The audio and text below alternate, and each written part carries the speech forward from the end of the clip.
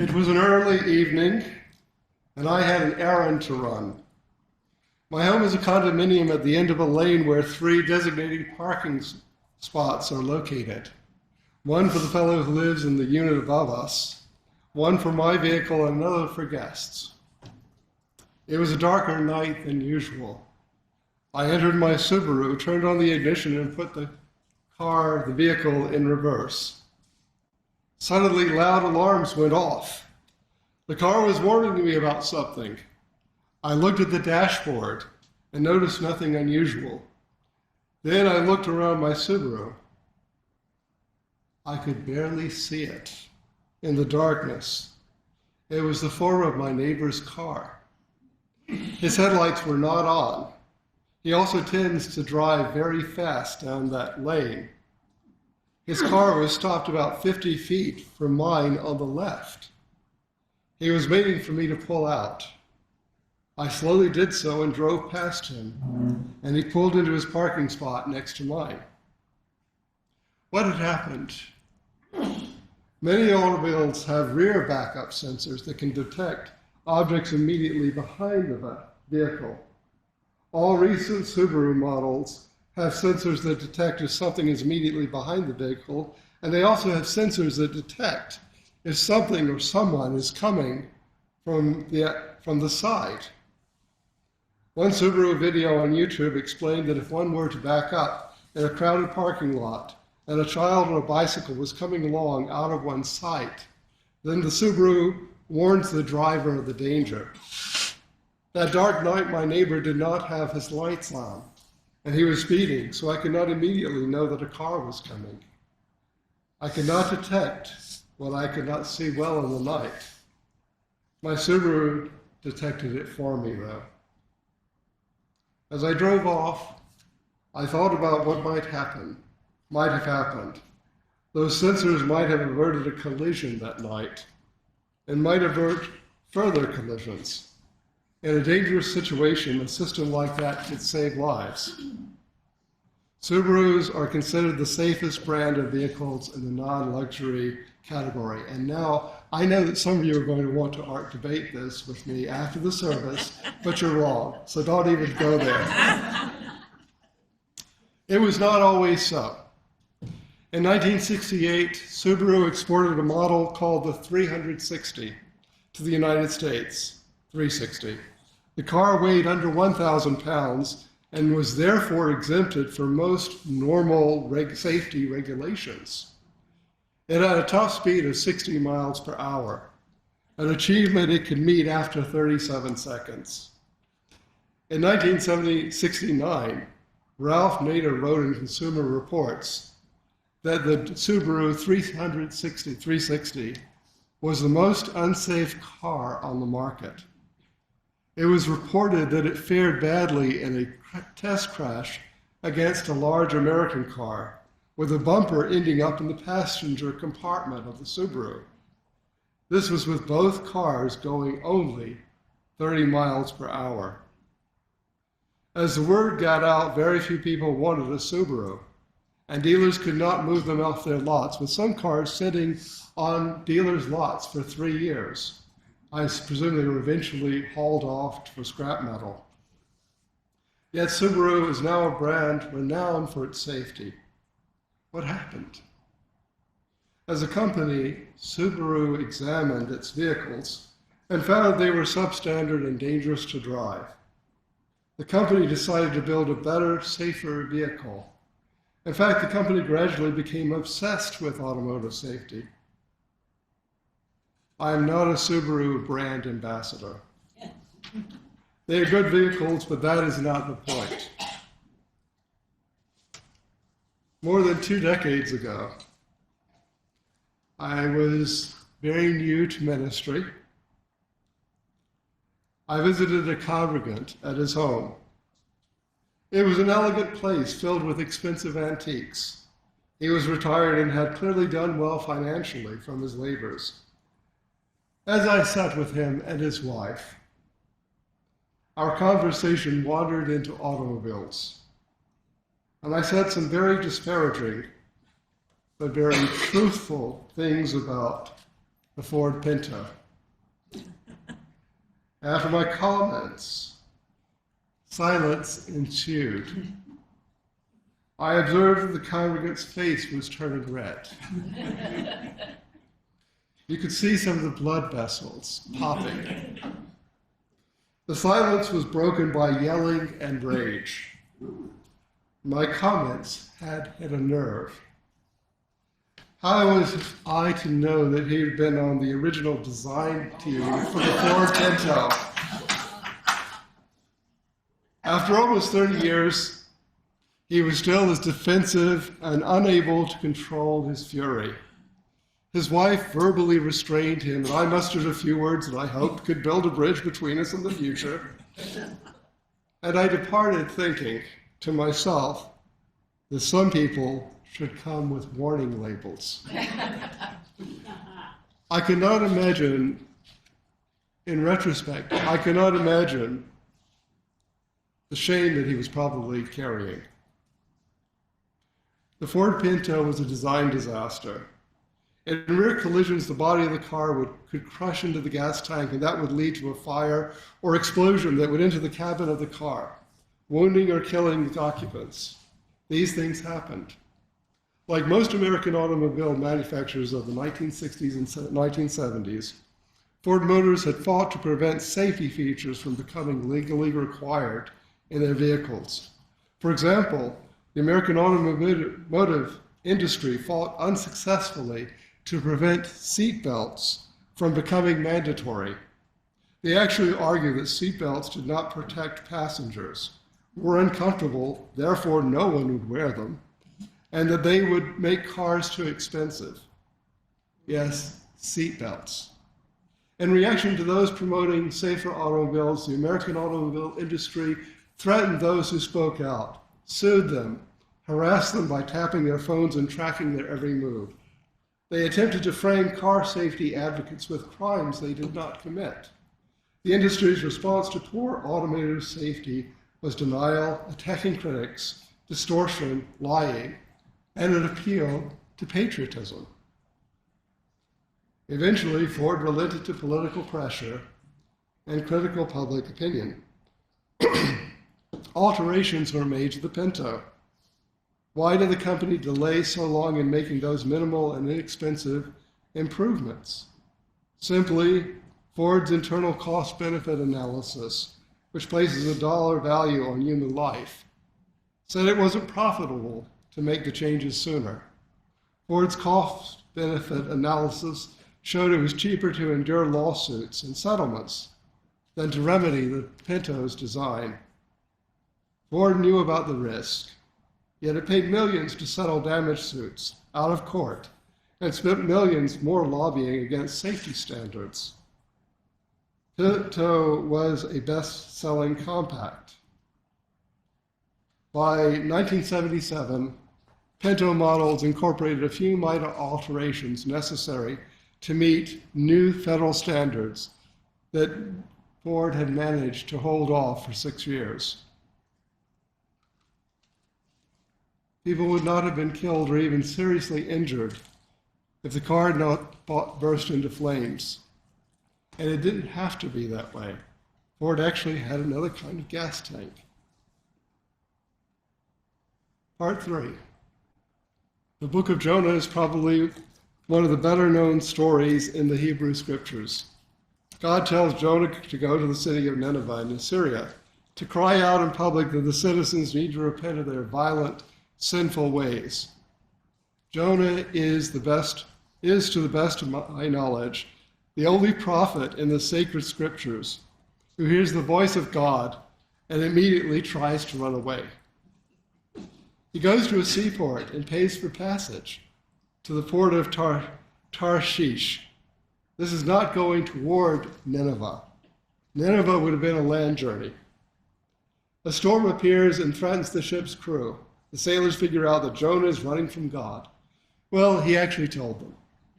I don't know why you would tell the sailors this, but now they all know, and now they know what's going on. He tells them they need to throw him into the sea. The sailors do not want to do that. They are not killers. Finally, they relent and toss Jonah into the sea, where he is immediately swallowed by a fish. Jonah prays to God for 3 days and 3 nights in the belly of the beast.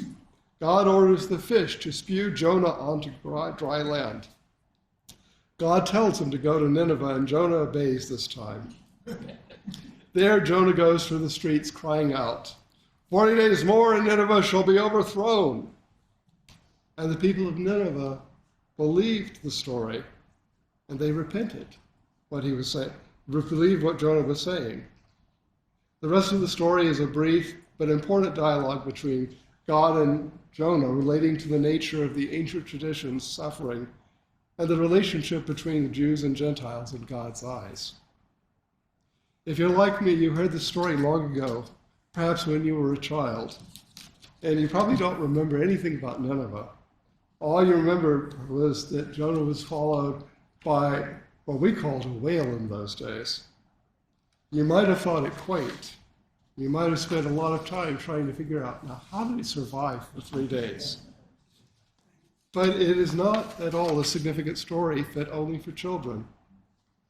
The book of Jonah has more substance and symbolism in the context of ancient Israel than we can unpack today. It does tell about recognizing faults, though, and changing them. Part 4, Reflection. What do you do when you receive difficult news about yourself? How does an organization cope with the knowledge that it is imperfect? No easy answer can be given.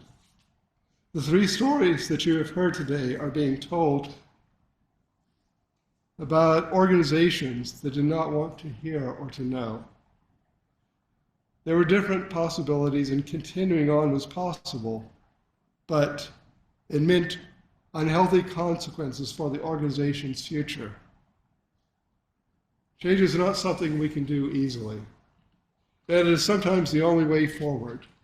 During the 1970s, Ford Motor Company found itself losing money and reputation because of its inability to acknowledge the truth and to make changes to the Pinto in timely fashion. These changes might have happened sooner, but the people in charge were resistant to even the simplest alterations to their vehicles. When Subaru found its hopes of exports dashed by the poor safety and performance of its cars, it redesigned its vehicles, made a commitment to building better. One of the strengths of failing can be that one tries to do something else if one acknowledges it. It's about change.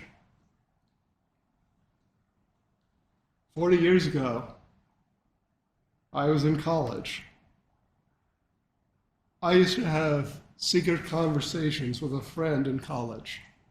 The subject was what really needs to happen. In those conversations, we talked about the problems the world was facing in the long term. Everyone else in our group talked about things that were in the news. We did too.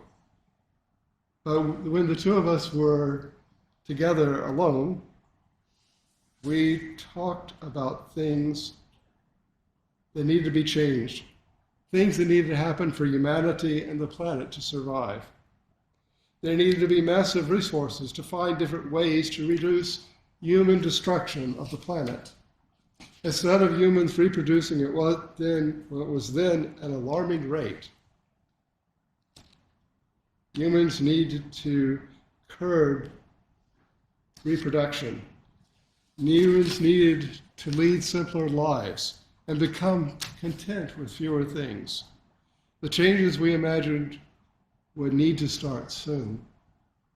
The reason we kept these conversations apart from our friends was that we could not envision those drastic changes happening without massive resistance from most people. Most people cannot imagine how their actions might impact people a century from now, nor do they want to alter the ways that they have lived their lives based upon even learned speculation. Most people do not want to change anything. They want everything to be stable. It is difficult to make the argument for change when people long for constancy My friend and I kept our conversations private because we realized that humans are averse to change, and if we waited for people to acknowledge that change was needed, then we'd have to wait until it was too late for changes to matter.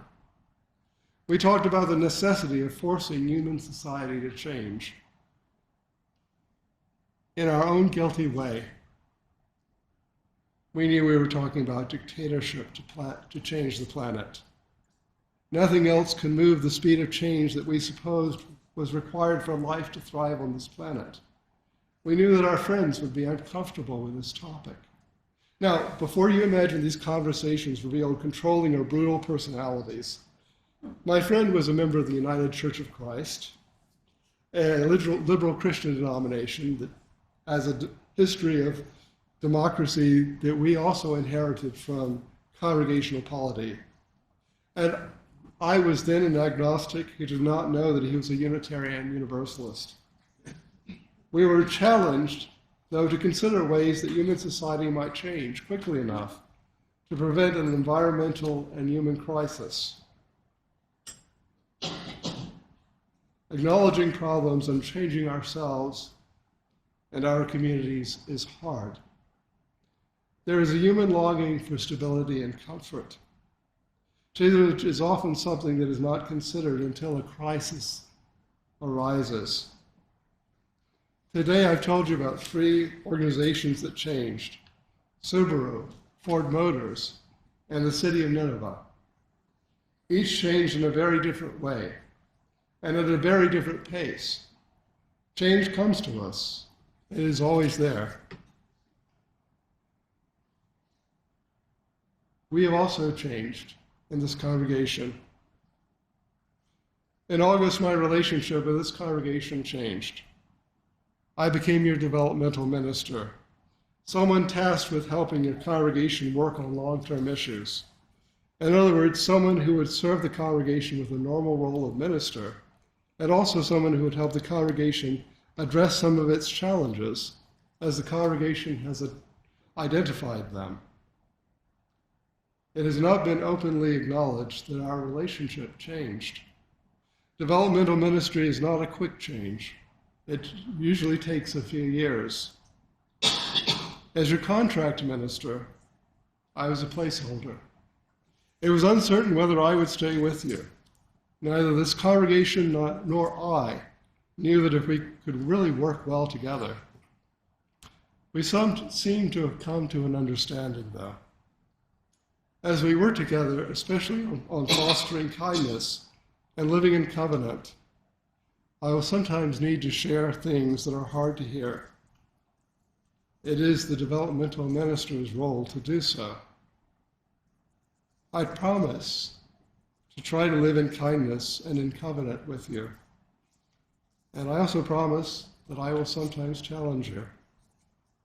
As a developmental minister, my goal is that you find ways of being that lead you to thrive, to become happier, one that is enthusiastic to growth, a congregation that is enthusiastic to grow both in membership and ministry.